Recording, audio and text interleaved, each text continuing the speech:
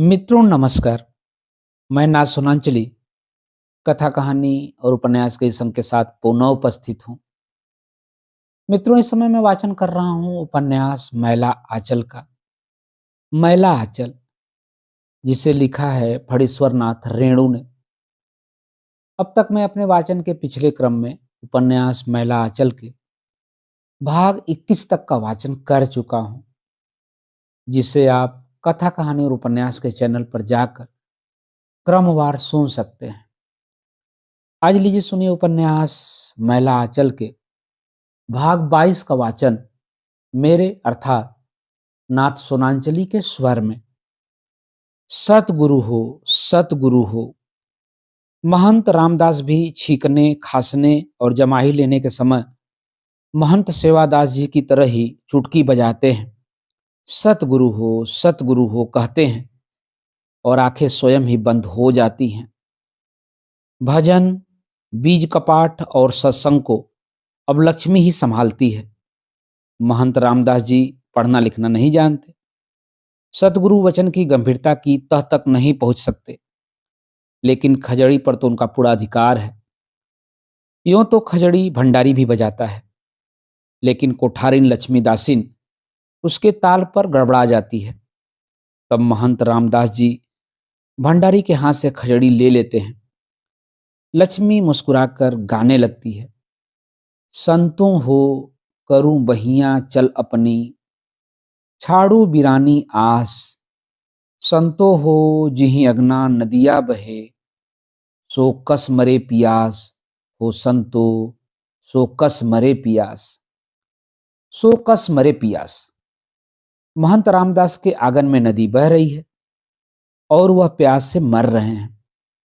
सतगुरु वचन में कहा गया है, जस खर चंदन लादे मारा, परमिल बास न जानू गमारा।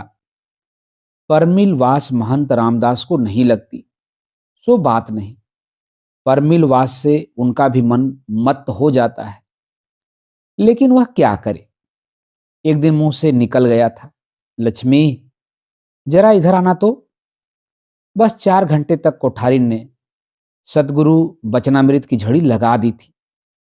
अंतर ज्योति सबद एक नारी, हरि ब्रह्मा ताके त्रिपुरारी। ते तिरिय भयलिंग अनंता, तेऊ न जाने आदि नयंता। महंत साहब, आप अपने चित्त को मत विचलित कीजिए। यह आपके पुनर्जन्म का पुण्य है कि आपको महंती की गद्दी मिली है, नहीं तो आपके जैसे लोगों को भैंस चराने के सिवा और कोई काम भी नहीं मिल सकता। आप मेरे गुरु बेटा हैं, मैं आपकी गुरु माई। 1 डेढ़ महीने में ही महंत रामदास जी का कलेवर बदल गया है। लक्ष्मी बड़े जतन से सेवा करती है। दूध, मक्खन और ताजे फलों के सेवन से महंत साहब के श्यामल मुखमंडल पर लाली दौड़ गई है। पेट जरा बाहर की ओर निकल रहा है और तन का ताप भी कभी कभी मन को बड़ा बेचैन कर देता है। लक्ष्मी सदगुरु वचनामृत बरसाकर शांत करने की चेष्टा करती है। सतगुरु वचनामृत से भी बढ़कर तन के ताप को शीतल करती है कालीचरण की याद। कालीचरण रोज मठ पर एक बार थोड़ी देर के लिए ही जरूर आता है। कभी पार्टी के लिए चंदा, ऑफिस घर बनाने के लिए बांस खड़ मांगने आता है। लक्ष्मी कहती है, कालीचरण असल न्यायी आदमी है। गांव के सभी बड़े लोग सिर्फ कहने को बड़े हैं। काली बाबू का स्वभाव जरा तीव्र है, लेकिन दुनिया के लोग अब इतने कुटिल हो गए हैं कि सीधे लोगों की यहां गुजर नहीं। फिर स्वभाव में जरा कड़ापन तो सुपुरुष का लक्षण है। महंत रामदास को पहले कालीचरण पर बड़ा संदेह था। जब वह मठ पर आता था तो महंत साहब छिपकर लक्ष्मी और काली की बातें सुनते थे। बांस की टट्टी में छेद करके देखते थे, लेकिन कालीचरण हमेशा लक्ष्मी से 4 हाथ दूर ही हटकर खड़ा रहता था। उसकी बोली में भी माया की मिलावट नहीं रहती थी। लक्ष्मी से बातें करते समय कभी उसकी पलकें शर्माकर झुकती नहीं थी। बहुत कम लोगों को ऐसा देखा है रामदास ने। कालीचरण को बस अपनी सोशलिस्ट पार्टी से जरूरत है। लाल झंडा और सोशलिस्ट पार्टी को वह औरत की तरह प्यार करता है, उस पर संदेह करना बेकार है। लेकिन बालदेव जी, वह तो आजकल आते ही नहीं। उनकी नजर बड़ी मैली है। लक्ष्मी बालदेव जी को भूली नहीं है। कहती है, साधु स्वभाव के पुरुष हैं, किसी का चित्त दुखाना नहीं चाहते। बालदेव जी मठ पर नहीं आते हैं। कहते हैं, लक्ष्मी दासिन ने हिंसाबाद करवाया है मठ पर नहीं जाएंगे। बहुत सीधे हैं बालदेव जी, सच्चे साधु हैं, उनसे क्षमा मांगना होगा। महंत रामदास जी सोच विचार कर देखते हैं, कालीचरण के डर से ही वह प्यासा है।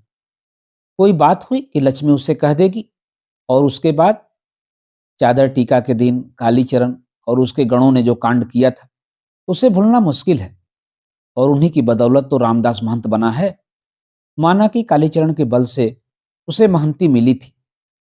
इसका यह अर्थ नहीं कि कालीचरण मठ के सभी मामलों में दखल देगा। इंसाफन महंती की गद्दी पर तो उसका अधिकार था ही। यदि कल कालीचरण कहे कि गद्दी पर तुम्हारा हक नहीं, तो क्या वह मान लेगा? महंत रामदास जी धीरे से उठते हैं, दबे पांव लक्ष्मी की कोठरी के पास जाते हैं। किवाड़ी खुली है, नहीं बंद है। महंत साहब बाहर से ही किवाड़ की छिटकनी खोलना जानते हैं। पतली सी लकड़ी फंसाकर खोलते हैं। लक्ष्मी अब किवाड़ में ओखल नहीं लगाती। लक्ष्मी सोई है, उसके कपड़े अस्त व्यस्त हैं, बाल बिखरे हुए हैं।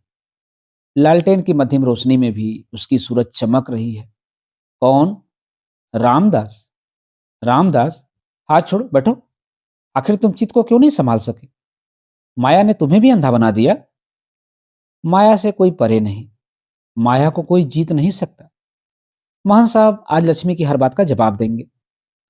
तुम नरक की ओर पैर बढ़ा रहे हो, अब भी चेतो।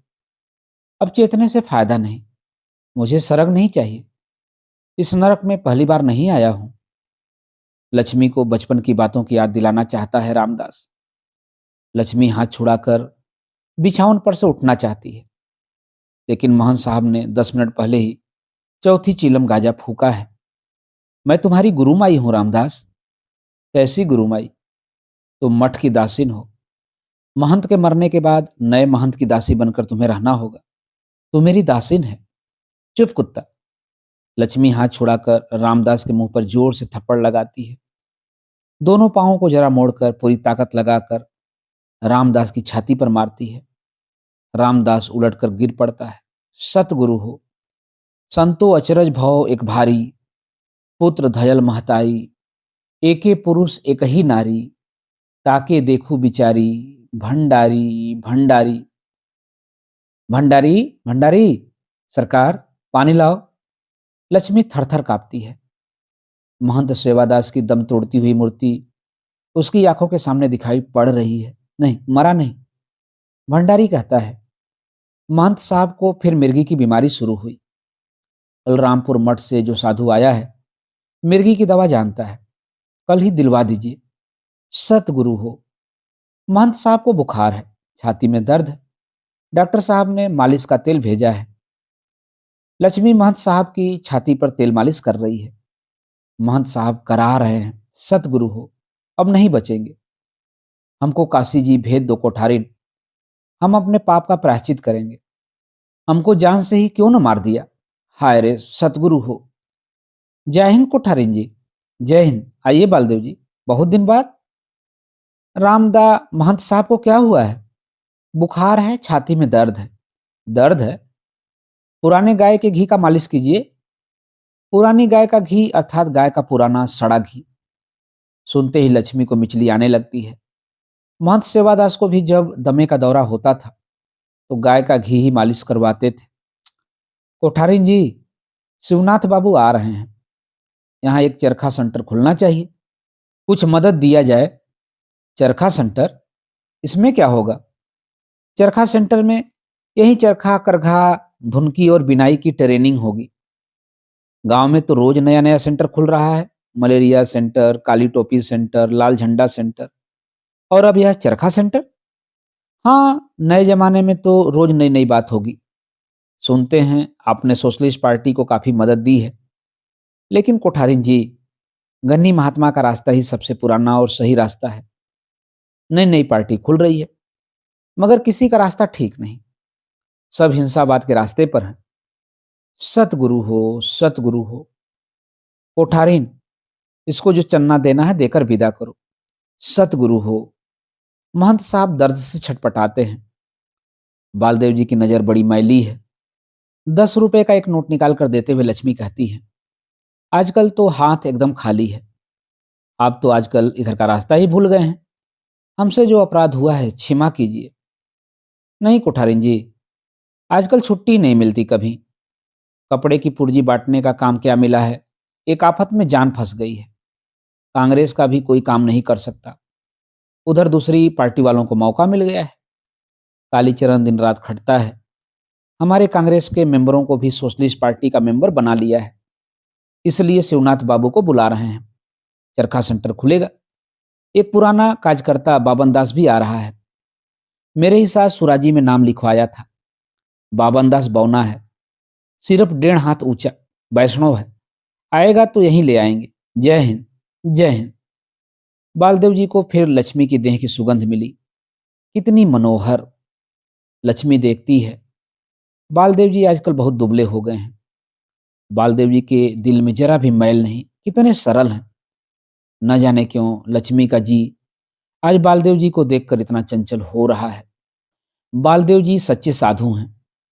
बिरह की ओदी लाकड़ी सपुचे और धुधुआए, दुख से तबही बाची हों जब सकलो जरी जाए। मित्रों, अभी आप सुन रहे थे उपन्यास महिला आंचल के भाग 22 का वाचन मेरे अर्थात ना सोनांचली के स्वर में। मित्रों, अब लीजिए सुनिए उपन्यास महिला आंचल के भाग 23 का वाचन मेरे अर्थात नाथ सोनांचली के स्वर में। गांव के लोग अर्थशास्त्र का साधारण सिद्धांत भी नहीं जानते। सप्लाई और डिमांड के गोरख धंधे में वे अपना दिमाग नहीं खपाते। अनाज का दर बढ़ रहा है, खुशी की बात है। पाट का दर बढ़ रहा है, बढ़ता जा रहा है, और भी खुशी की बात है। 15 रुपए में साड़ी मिलती है तो 12 रुपए मन धान भी तो है।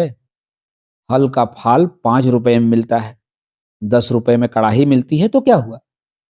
पाट का भाव भी तो 20 रुपए मन है, खुशी की बात है। अनाज के ऊंचे दर से गांव के 3 ही व्यक्तियों ने फायदा उठाया है, तहसीलदार साहब ने, सिंह जी ने और खिलावन सिंह यादव ने। छोटे छोटे किसानों की जमीनें कौड़ी के मोल बिक रही हैं। मजदूरों को 1.25 रुपए रोज मजदूरी मिलती है, लेकिन एक आदमी का भी पेट नहीं भरता। 5 साल पहले सिर्फ 5 आने रोज मजदूरी मिलती थी और उसी में घर भर के लोग खाते थे। तहसीलदार साहब ने धान तैयार होते ही न जाने कहाँ छिपा दिया है। दरवाजे पर दर्जनों बखार हैं, लेकिन इस साल सब खाली। चमगादड़ों के अंडे हैं। सरकार शायद धान जब्ती का कानून बना रही है। कपड़ों के बिना सारे गांव के लोग अर्धनग्न हैं। मर्दों ने पैंट पहनना शुरू कर दिया है और औरतें आंगन में काम करते समय एक कपड़ा कमर में लपेटकर काम चला लेती हैं। 12 वर्ष तक के बच्चे नंगे ही रहते हैं। शिवनाथ चौधरी सभा में खादी के अर्थशास्त्र पर प्रकाश डाल रहे हैं। आंकड़े देकर साबित कर रहे हैं कि यदि घर का एक एक व्यक्ति चरखा चलाने लगे तो गांव से गरीबी दूर हो जाएगी, अन्य वस्त्र की कमी नहीं रहेगी। चरखा सेंटर खुल गया है, अब गांव में गरीबी नहीं रहेगी। पटना से 2 मास्टर आए हैं, चरखा मास्टर और करघा मास्टर। एक मास्टरनी भी आई हैं औरतों को चरखा सिखाने के लिए। औरतों से कहती हैं, चरखा हमार भतार पूत, चरखा हमार नाती, चरखा के बदौलत मोरा दुआर झूले हाथी। चरखा की बदौलत हाथी। जय गांधी की जय। सैनिक जी और चिंगारी जी की तरह गरम भाखन शिवनाथ चौधरी जी नहीं देते हैं, लेकिन बात पक्की है। एकदम हिसाब से सब बात कहते हैं। हो विज्ञान की बात करते हैं। कल का पिसा हुआ आटा नहीं खाते, चीनी नहीं गुड़ खाते हैं। त्यागी आदमी हैं। चौधरी जी के साथ में दरभंगा जिले में तमेड़िया स्टेशन से राम लगीना बाबू आए हैं। सुनते हैं पानी से ही बीमारी का इलाज करते हैं। आग में पकाई हुई चीज नहीं खाते, साग की हरी पत्तियां चबाकर खाते हैं। कहते हैं इसमें बहुत ताकत है। वह भी असल त्यागी हैं। देह में सिर्फ हड्डियां बाकी बच गई हैं, मांस का भी लेस नहीं। दिन भर करीब 15 बार हाथ में लोटा लेकर मैदान की ओर जाते हैं। सादा कागज वाला एक फार्म बांट हुआ है। फार्म पर महात्मा जी की छापी है और नीचे लिखा है, बापू कहते हैं, जो पहने सो काते, जो काते सो पहने। मित्रों, फार्म मतलब पर्चा और छापी मतलब तस्वीर। सोशलिस्ट पार्टी वालों ने भी फार्म बांट दिया था, लेकिन वह लाल रंग का था और उसमें एक दोहा ज्यादा था, जो जोतेगा सो बोएगा, जो बोएगा सो काटेगा, जो काटेगा वह बांटेगा। बालदेव जी की जगह पर बौनदास आया है। यही पुरनिया सभा में राजेंद्र बाबू के सामने भाखन देता था। बालदेव जी को पुर्जी बांटने से छुट्टी नहीं मिलती है, इसीलिए पब्लिक का काम करने के लिए बौनदास को यहां भेजा गया है। बड़ा बहादुर है बौनदास। कहते हैं, जब 42 के मोमेंट में लोग कचहरी पर झंडा फहराने जा रहे थे तो मिलिट्री ने घेर लिया था। बौनदास एक मिलिट्री के फैले हुए पैर के बीच से उस पार चला गया और कचहरी के हाथा में झंडा फहरा दिया। रामायण में हनुमान जी ने सुरसा को मशक रूप धरकर जिस तरह छकाया था, उसी तरह इस आर्यावर्त में केवल आर्य अर्थात शुद्ध हिंदू ही रह सकते हैं। काली टोपी वाले संयोजक जी बौद्धिक क्लास में रोज कहते हैं, ययनों ने हमारे आर्यावर्त की संस्कृति, धर्म, कला, कौशल को नष्ट कर दिया है। अभी हिंदू संतान मलेच्छ संस्कृति की पुजारी हो गई है। शिव जी, महाराणा प्रताप। बौद्धिक क्लास। सोशलिस्ट पार्टी का वासुदेव कहता है, बुद्धू क्लास वासुदेव ही नहीं, काली टोपे वाले बहुत से जवान भी बुद्धू क्लास ही कहते हैं। लाठी, भाला और तलवार हाथ में लेते ही खून गर्म हो जाता है राजपूत नौजवानों का। उस दिन हरगौरी कह रहा था, संयोजक जी, ययनों का मुझ पर क्रोध नहीं होता, ययनों का पक्ष लेने वाले हिंदुओं की तो गर्दन उड़ा देने का जी करता है। संयोजक जी जरा दूर हट गए थे, नहीं तो हरगौरी ने इस तरह तलवार चलाई थी कि संयोजक जी की गर्दन भी धड़ से अलग हो जाती। आर जाबरत। मेरीगंज का ही नाम अब शायद आर जाबरत हो गया है, लेकिन इस गांव में तो एक भी मुसलमान नहीं है।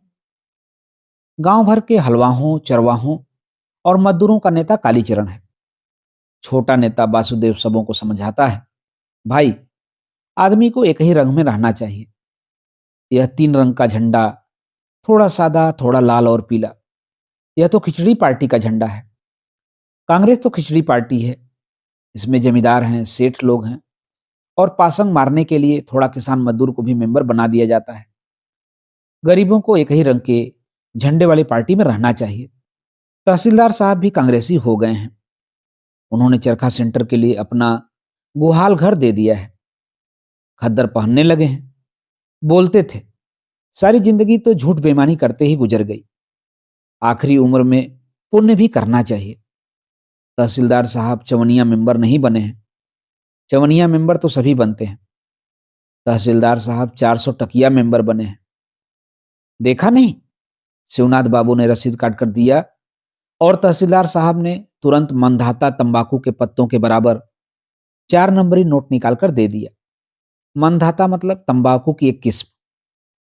खड़खड़ करता था नोट। अब सोशलिस्ट पार्टी का चलना मुश्किल है। पार्टी में एक भी धनी आदमी नहीं है। मठ की कोठारी में कब तक पार्टी चलाएगी? दफा 40 की नोटिस आई है। जिला कांग्रेस के मंत्री ने नोटिस भेज दिया है। सोशलिस्ट पार्टी तो जोर जबरदस्ती जमीन पर कब्जा करने को कहती है। कांग्रेस के मंत्री जी ने दफा 40 कानून पास करके नोटिस भेज दिया है। बालदेव जी हाट में नोटिस बांट रहे हैं।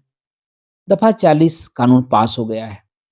अधिया बटैयादारी करने वाले किसान अपनी जमीन नकदी करा लें, बहती गंगा में हाथ धो लें। नया कानून पास हो गया है। हिंसावाद करने की जरूरत नहीं। पुरनिया कचहरी में दफा 40 का हाकिम आ गया है। दरखास्त दे दो, बस जमीन नकदी हो जाएगी।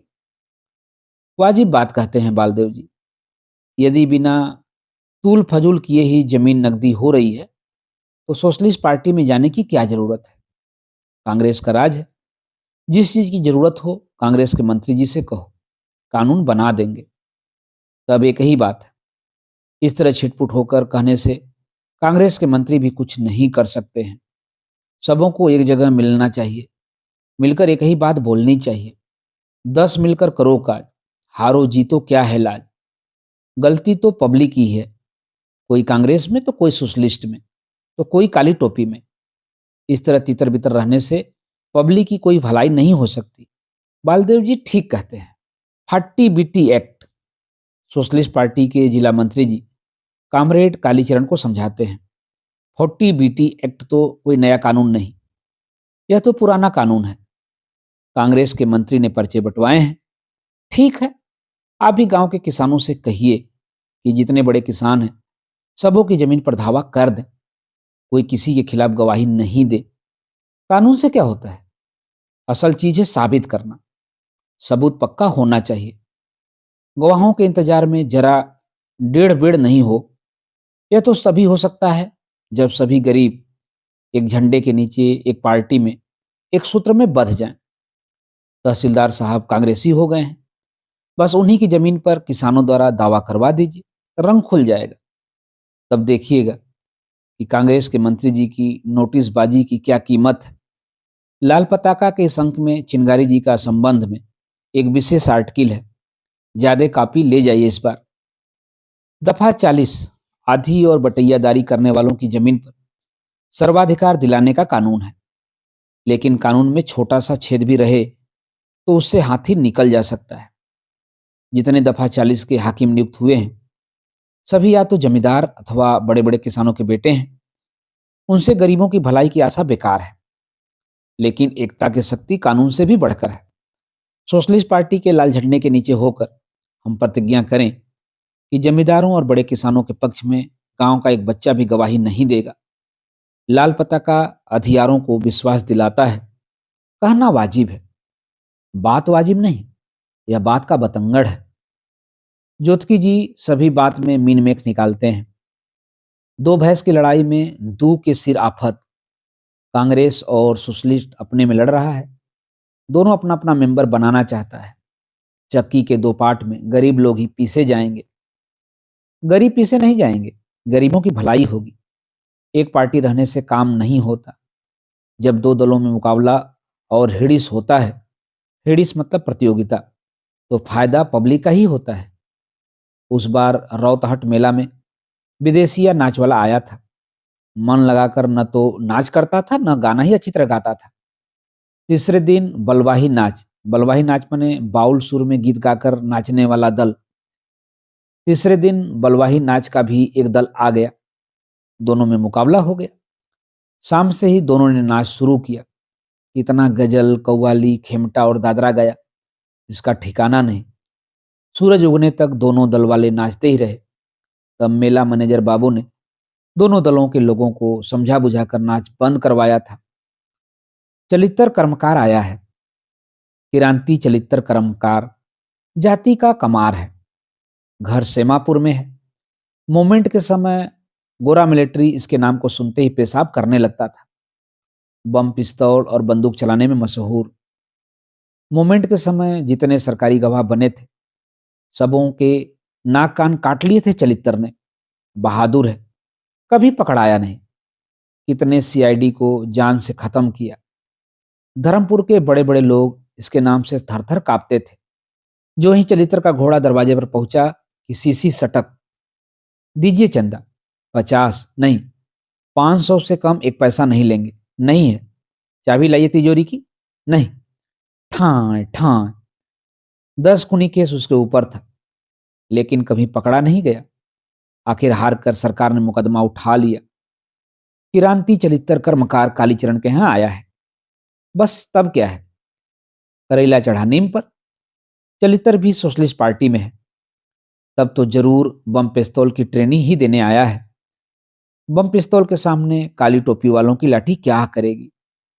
हाथी के आगे पिद्दी, चरघा करघा, लाठी भाला और बम पिस्तौल, 3 ट्रेनिंग। मित्रों, भी आप सुन रहे थे उपन्यास मैला आंचल के भाग 23 का वाचन मेरे अर्थात नासुरांचली के स्वर में।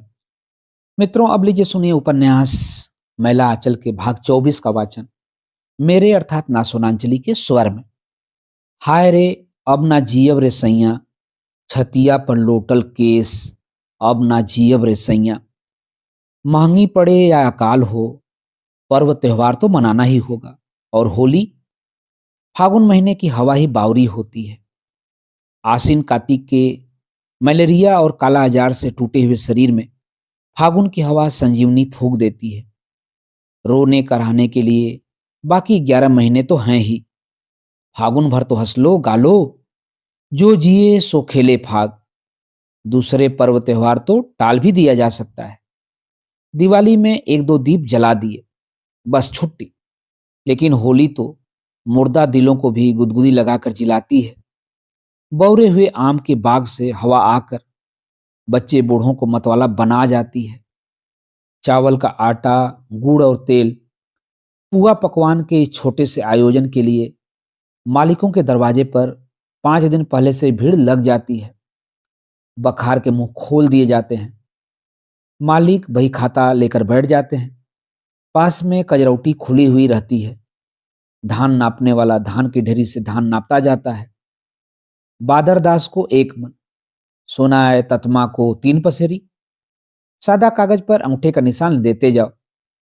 भादो महीने में यदि भदई धान चुका दोगे तो 1.5, यानी 1 मन का 1.5 मन। यदि अगहनी फसल में चुकाओगे तो 1.5 मन का 3 मन। सीधा हिसाब है। गांव के सभी बड़े बड़े किसानों का अपना अपना मजदूर टोला है। सिंह जी का ततमा टोला और पासवान टोला, तहसीलदार साहब का पोलिया टोला, धानुक टोला, कुर्मी टोला और कियोए टोला, खिलावन यादव का गुआर टोला और कुएरी टोला। संथाल टोली पर किसी का खास अधिकार नहीं। इस बार तहसीलदार साहब को छोड़कर किसी ने मजदूरों को धान नहीं दिया। अंगूठे का निशान नहीं देंगे और धान लेंगे। बाप दादे के अमल से अंगूठे का निशान देते आ रहे हैं। कभी बेईमानी नहीं हुई, इस साल बेईमानी कर लेंगे। कालीचरण ने टीप देने से मना कर दिया है, तो कालीचरण से ही धान लो। तहसीलदार को नए टीप जरूरत नहीं, पुराने टीप ही इतने हैं कि कोई इधर उधर नहीं कर सकता। दूसरे किसानों के मजदूरों को भी तहसीलदार साहब ने इस बार धान दिया है, लेकिन कालीचरण को जमानतदार रखकर धान वसुलवा देना कालीचरण का काम होगा। अरे ड्योढ़ी नहीं तो सवैया ही सही, जो भी हो। तहसीलदार साहब के दिल में दया धर्म है। बाकी मालिक लोग तो पिशाच हैं, पिशाच। एक और लौटस बारी रे बिहुआ, फगुआ का हर एक गीत देह में सेरन पैदा करता है। फुलिया का चुमौना खलासी जी के साथ हो गया है। खलासी जी विदाई कराने के लिए आए थे, लेकिन फुलिया इस होली में जाने को तैयार नहीं हुई। खलासी जी बहुत बिगड़े, धरना देकर 4 दिन तक बैठे रहे। आखिर में रूठकर जाने लगे। फुलिया ने रमजू की स्त्री के आंगन में खलासी जी से भेंट करके कहा था, इस साल होली नैहर में मनाने दो, अगले साल तो नैना मिलानी करी ले रे सैया, नैना मिलानी करी ले। अब की बेर हम नैहर रहबो, जे दिल चाहे से करी ले। दोपहर से शाम तक रमजू दास की स्त्री के आंगन में रहकर फुलिया ने खलासी जी को मना लिया है। होली के लिए खलासी जी ने 1 रुपया दिया है। बेचारा सहदेव मिसिर इस बार किससे होली खेलेगा। पिछले साल की बात याद आते ही फुलिया की देह सिरहाने लगती है। भांग पीकर धुत था सहदेव मिसर। एक ही पुआ को बारी बारी से दांत से काटकर दोनों ने खाया था। अरे जात धर्म, फुलिया तू हमारी रानी है, तू हमारी जाति है, तू ही धर्म सब कुछ। बाबू को दारू पीने के लिए 1.5 रुपया दिया था और माँ को 98। रात भर सहदेव मिसिर जगा रहा था। फुलिया की देह के पोर पोर में मीठा दर्द फैल रहा है। जोड़ जोड़ में दर्द मालूम होता है। कई बाहों में जकड़कर मरोड़े कि जोड़ की हड्डियां पटपटाकर चटक उठें और दर्द दूर हो जाए। सहदेव मिसिर को खबर भेज दें, लेकिन गांव वाले ओह, होली में सब माफ है, वह आवेगा, नाराज जो है। अरे बहियां पकड़ी झकझोरे श्याम रे, फूटल रेशम जोड़ी चूड़ी, मसकी गई चोली भिगावल साड़ी, आंचल उड़ी जाए हो, ऐसो होरी मचाए श्याम रे। कमली की आंखें लाल हो रही हैं। पिछले साल होली के दिन वह बेहोश हुई थी। इस बार क्या होगा? वह बेहोश नहीं होगी इस बार। इस बार डॉक्टर है, उसे बेहोश नहीं होने देगा। लेकिन सुबह से ही डॉक्टर बाहर है, रोगी देखने गया है रामपुर। यदि वह आज नहीं आया तो नहीं, वह जरूर आएगा। माँ ने एक सप्ताह पहले ही निमंत्रण दे दिया है। रंग, अबीर, गुलाब, पिचकारी। माँ, क्या है बेटी? तुम्हारा डॉक्टर आज नहीं आया बेगा? क्यों? क्या बात है बेटी? मेरा जी अच्छा नहीं। ऐसा मत कहो बेटी, दिल को मजबूत करो, कुछ नहीं होगा। आजू ब्रज में चहुदेस उड़त गुलाल, चारों ओर गुलाल उड़ रहा है। डॉक्टर को कोई रंग नहीं देता है। रामपुर में भी किसी ने रंग नहीं दिया। रास्ते में एक जगह कुछ लड़के पिचकारी लेकर खड़े थे, लेकिन डॉक्टर को देखते ही सहम गए। रंग नहीं, गोबर है।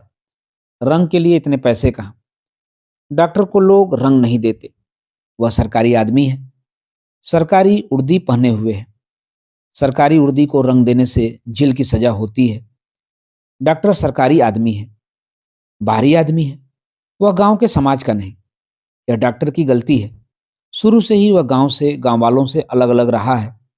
उसका नाता सिर्फ रोग और रोगी से रहा है। उसने गांव की जिंदगी में कभी घुलने मिलने की चेष्टा नहीं की। लेकिन डॉक्टर को अब गांव की जिंदगी अच्छी लगने लगी है। गांव अच्छा लगने लगा है और गांव के लोग अच्छे लगते हैं। वह गांव को प्यार करता है। उसे कोई रंग क्यों नहीं देता? वह रंग में, गोबर में, कीचड़ में सराबोर होना चाहता है। अरे, कोई बुरा न मान ले, होली है। डॉक्टर के सफेद कुर्ते पर लाल गुलाबी रंगों की छींटें छरछरा पड़ती हैं। ओ कालीचरण, बुरा मत मानिए डॉक्टर साहब, होली है। डॉक्टर मनी बैग से 10 रुपए का नोट निकालकर कालीचरण को देता है। होली का चंदा, रंग और अबीर का चंदा। होली है, होली है, होली है। गणेश हाथ में पिचकारी लिए मौसी का आंचल पकड़कर खड़ा है। मौसी हंसकर कहती है, सुबह से रंग खेलने के लिए जिद कर रहा है। मेरी एक साड़ी को तो रंग में सराबोर कर दिया है। अब जिद पकड़ा है कि गांव के लड़कों के साथ खेलेंगे। आओ भैया गणेश। कालीचरण गणेश का हाथ पकड़कर ले चलता है। गणेश खुश होकर डॉक्टर पर रंग की पिचकारी से फुहारे बरसाता हुआ कालीचरण के साथ भाग जाता है। मौसी खुश है। जुग जुग जियो काली बेटा, बड़ा मस्त नौजवान है। डॉक्टर कहता है, कमली 5 बार पूछवा चुकी है डॉक्टर साहब लौटे हैं या नहीं। मुझे धमकी दे गई है। आज डॉक्टर को तुम नहीं खिला सकती। आज मेरे यहाँ निमंत्रण है। ढोल, ढाक, झाज, मृदंग और डंप, होली, फगुआ, भड़ुआ और जोगीड़ा। कालीचरण का दल बहुत बड़ा है। 2 ढोल, एक ढाक और ढाक डंप। सभी अच्छे गाने वाले भी उसी के दल में हैं। सुंदरलाल, सुखीलाल, देवी दयाल और जोगीड़ा कहने वाला महंता मिडिल में पढ़ता है। पढ़ने में बड़ा तेज। दोहा कभी जोड़ने में उसको चांदी की चकत्ती मिली है। गांव के छोटे छोटे दल भी कालीचरण के दल में मिल गए हैं। जोगीड़ा सरर, जोगीड़ा सरर, जोगी जी ताल न टूटे, 3 ताल पर ढोलक बाजे, ताक धिना धिन धिनक धिनक। जोगी जी, होली है, कोई बुरा न माने, होली है। वर्षा में गड्ढे जब जाते हैं भर, बेग हजारों उसमें करते हैं टर। वैसे ही राज आज कांग्रेस का है।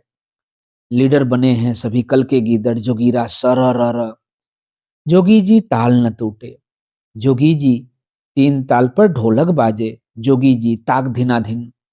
चरखा कातो खद्दड़ पहनो, रहे हाथ में झोली, दिन दहाड़े करो डकैती, बोल सुराजी बोली जोगीरा सरर। सिर्फ जोगीड़ा ही नहीं, महंता ने नया फगुआ गीत भी जोड़ा है। बटगमनी फगुआ, राह में चलते हुए गाने के लिए।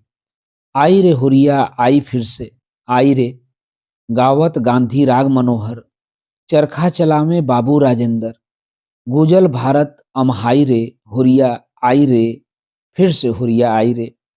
वीर जमाहिर शान हमारो, बल्लभ हैं अभिमान हमारो, जयप्रकाश जैसे भाई रे, हुरिया आई फिर से। होली है, होली है, होली है। कोयरी टोले का बूढ़ा कलरू महतो कहता है, अरे डॉक्टर साहब, अब क्या लोग होली खेलेंगे। होली का जमाना चला गया। एक जमाना था जबकि गांव के सभी बूढ़ों को नंगा करके नचाया जाता था, एकदम नंगा। उस बार राज के मैनेजर जनसेन साहब के साथ 3-4 साहब आए थे। काला बक्सा में आंख लगाकर छापी लेते थे। बाद में खानसामा से मालूम हुआ कि बिलैत के गजट में छापी हुआ था, एकदम नंगा। कामरेड वासुदेव भड़ुआ गाने के लिए कह रहे हैं, अब एकदम नया भड़ुआ हो। एकदम नया ताजा माल, जर्मन वाला। ढाक ढिन्ना ताक ढिन्ना। अरे वो बुड़बक बपना, चुम्मा लेते में जात नहीं रे जाए। सुपति मौनिया लाए डुमिनिया, मांगे पियास से पनिया। कुआ के पानी न पाए बेचारी, दौड़ल कमला के किनरिया। सोही डुमिनिया जब बनली नटिनिया, आँखी के मारे पिपनिया। तेकरे खातिर दौड़ले बड़हवा, छोड़ के घर में बभिनिया। जोल्हा धुनिया तेली तेलनिया के, पिए न छुअल पनिया। नटनी के जोबना के गंगा जमुनवा में, डुबकी लगावे नहनिया। दिन भर पूजा पर आसन लगा के, पोथी पुराण बचनिया। रात के ततमा टोली के गलियन में, जोतकी जी पतरा गननिया। भकुरा बभना चुम्मा लेवे में, जात नहीं जाए रे, कोई बुरा न मानने होली है। तहसीलदार साहब की डोढ़ी पर पैर रखते ही डॉक्टर के मुंह पर गुलाल मल दिया गया। डॉक्टर की आंखें बंद हैं, लेकिन स्पर्श में ही वह समझ गया है कि गुलाल किसने मला है। कमली, बसंत उत्सव की कमली। डॉक्टर याद करने की चेष्टा करता है। एक बार किसी चित्रकार का मैथिली शीर्षक चित्र किसी मासिक पत्रिका में देखा था। कौन था वह चित्रकार? डॉक्टर बेचारे के पास न अबीर है, न ही रंग की पिचकारी। यह एक तरफा होली कैसी। लीजिए डॉक्टर बाबू, अबीर लीजिए, और इस बाल्टी में रंग है। माँ बेहद खुश है आज।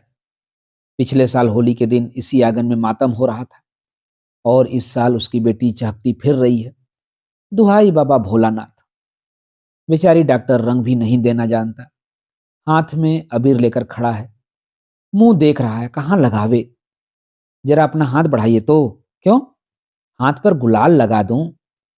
आप होली खेल रहे हैं या इंजेक्शन दे रहे हैं? चुटकी में अबीर लेकर ऐसे खड़े हैं मानो किसी की मांग में सिंदूर देना है। कमली खिलखिलाकर हंसती है, रंगीन हंसी। डॉक्टर अब पहले की तरह कमली की बोली को एक बीमार की बोली समझकर नहीं टाल सकता। कमरे में लालटेन की हल्की रोशनी फैली हुई है। सामने कमली खड़ी हंस रही है। ऐसी हंसी डॉक्टर ने कभी नहीं देखी थी। वह स्वस्थ हंसी है, विकार शून्य। कमली का अंग अंग मानो फड़क रहा है। डॉक्टर अपने दिल की धड़कन को साफ साफ सुन रहा है। उसके ललाट पर आज भी पसीने की बूंदें चमक रही हैं। सामने दीवार पर एक बड़ा आईना है। डॉक्टर उसमें अपनी सूरत देखता है। ललाट पर पसीने की बूंदें, मानो दुल्हे के ललाट पर चंदन की छोटी छोटी बिंदियां सजाई गई हैं। डॉक्टर को भवभूति के माधव मालती की याद आती है। होली को पहले मदन महोत्सव कहा जाता था। आम की मंजरियों से मदन की पूजा की जाती थी। इसी मदनोत्सव के दिन माधव और मालती की आंखें चार हुई थी, और दोनों प्रेम की डोरी में बंध गए थे। जहां राधे श्याम खेलें होरी। डॉक्टर अबीर की पूरी झोली कमली पर उलट देता है। सिर पर लाल अबीर बिखर गया, मुंह पर, गालों पर और नाक पर। कहते हैं सिंदूर लगाते समय जिस लड़की के नाक पर सिंदूर झड़क कर गिरता है, वह अपने पति की बड़ी दुलारी होती है। ऐसी मचायो होरी हो, कनक भवन में श्याम मचायो होरी। मित्रों, अभी आप सुन रहे थे उपन्यास मैला आंचल के भाग 24 का वाचन मेरे अर्थात नासुनांचली के स्वर में। मित्रों, उपन्यास मैला आंचल के आगे के भागों का वाचन आप मेरे वाचन के अगले क्रम में सुन सकते हैं। तो जुड़े रहिए कथा कहानी और उपन्यास के साथ। धन्यवाद। नमस्कार।